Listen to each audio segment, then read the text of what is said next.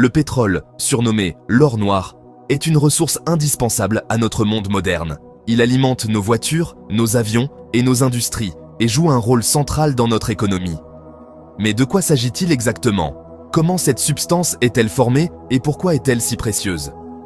Le pétrole est un mélange complexe d'hydrocarbures issus de la transformation de matières organiques fossilisées au fil de millions d'années.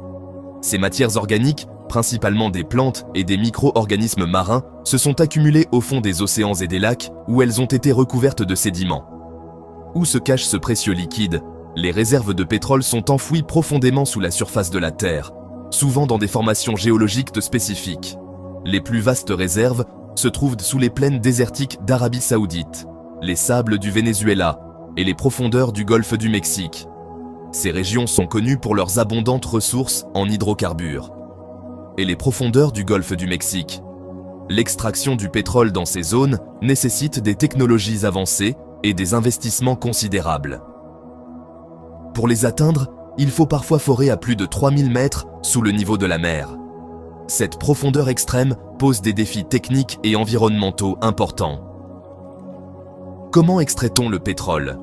L'extraction du pétrole est un processus complexe qui commence par la localisation des réserves à l'aide de techniques de prospection géophysique. Des technologies de pointe, comme le forage directionnel, permettent de forer des puits horizontaux pour atteindre des réservoirs éloignés. Et les plateformes pétrolières en mer, qui sont des structures gigantesques capables de résister aux conditions océaniques les plus rudes.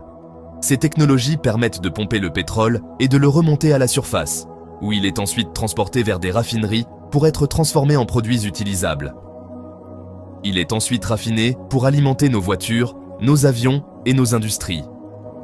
Les raffineries séparent le pétrole brut en différents produits, tels que l'essence, le diesel et le kérosène.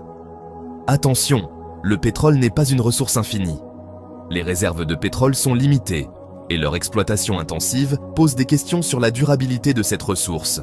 Les experts estiment que nos réserves actuelles pourraient être épuisées d'ici 50 ans. Que ferons-nous alors? La recherche de solutions alternatives est cruciale pour assurer notre avenir énergétique. La solution se trouve peut-être dans les énergies propres.